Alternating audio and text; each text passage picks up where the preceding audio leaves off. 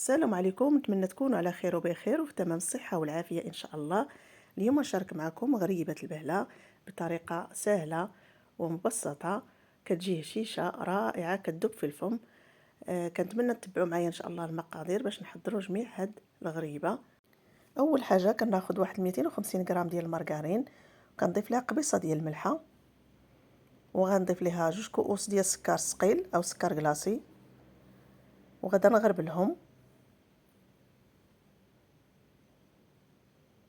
هاد الغريبه غادي نخدموها ان شاء الله غير بالزبده، بالمارغرين عفوا، ما غنستعملوش الزبده نوازيت، ولكن راه المذاق ديالها كيجي لذيذ ورائع، وحتى النكهه ديال المارغرين راه ما كتكونش حاضره فيها. هنا غادا نخدم هذاك السكر مع المارغرين مع ديك القبيصه ديال الملحه، غادي نخدمهم مزيان حتى ينسجموا.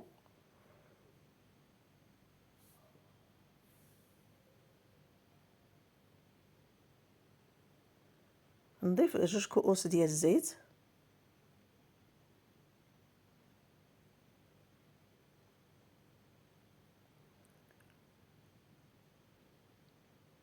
ونخدم مزيان هاد الزيت مع الخليط ديال الزبده والسكر حتى ينسجموا مزيان، ونتحصل على خليط اللي هو متجانس ورطب.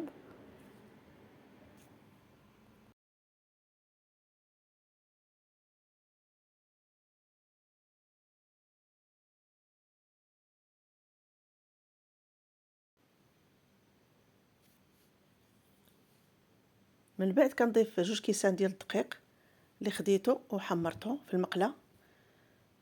ما كتحرقوش، كتحاولوا ما تخليوش تحرق لكم باش ما يعطيكمش المروره في العجين. هانتوما كتشوفوا اللون ديالو على هذا الشكل.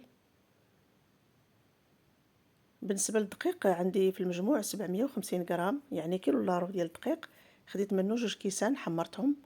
وهنا عندي كاس ديال اللوز سبق ليا، قشرته، سلقته وقشرته وقليته في الزيت وهرمشته على الشكل. كتخليو شويه الحبيبات ديالو غلاظ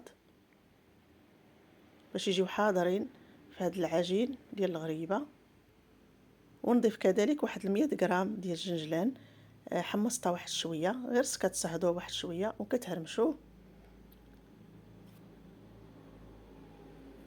من بعد غناخد واحد المعلقه اللي هي ديال القرفه بلديه، تكون ممسوحه.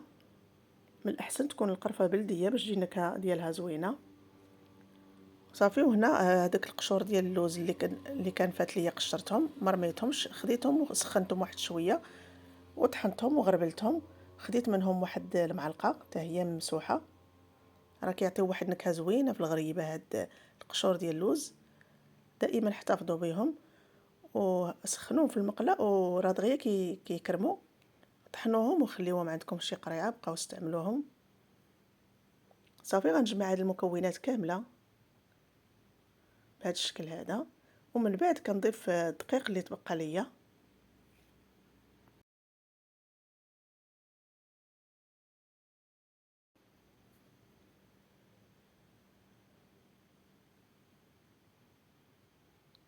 وغنضيف معاه كذلك واحد 3 ديال الخمارات.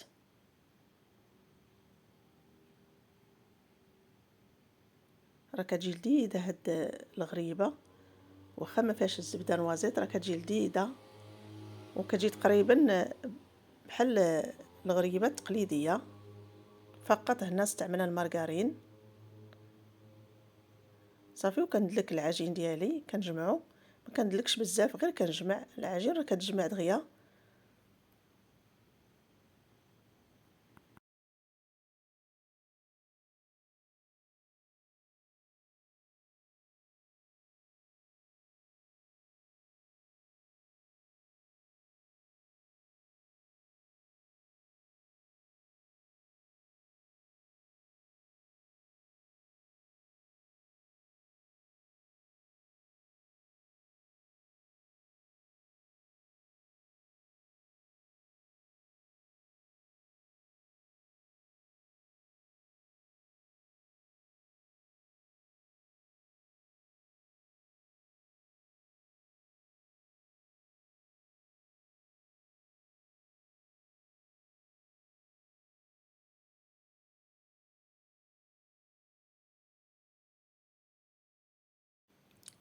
صافي هنا كنتحصل على العجين بهذا الشكل هذا،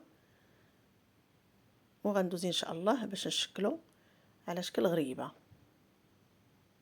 مباشره، ما كتخليوها لا تبات لا حتى حاجه. صافي مباشره كدوزو كتشكلوا الغريبه ديالكم وتوضعوها في الطاوه اللي غتدخل الفرن. كنضغطوا عليها واحد شويه، كنبسطها غير واحد شويه وكنوضعوها متباعده، كتوضعوها متباعده باش حين هي فيها الخميره وغادي تضاعف ثاني في الحجم ديالها.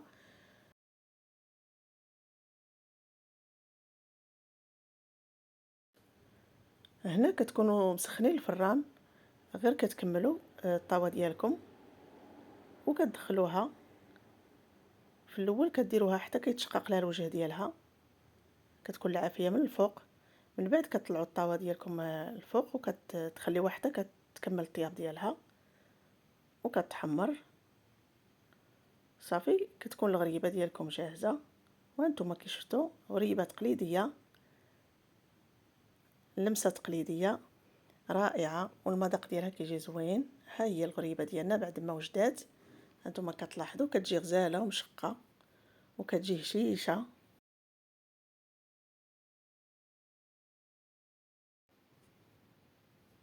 هانتوما كي كتلاحظوا كتذوب في اليد قبل الفم. كنتمنى هاد لا فيديو ان شاء الله تعجبكم، وما تساونيش من لايك وتعليق زوين، والى الملتقى ان شاء الله تعالى.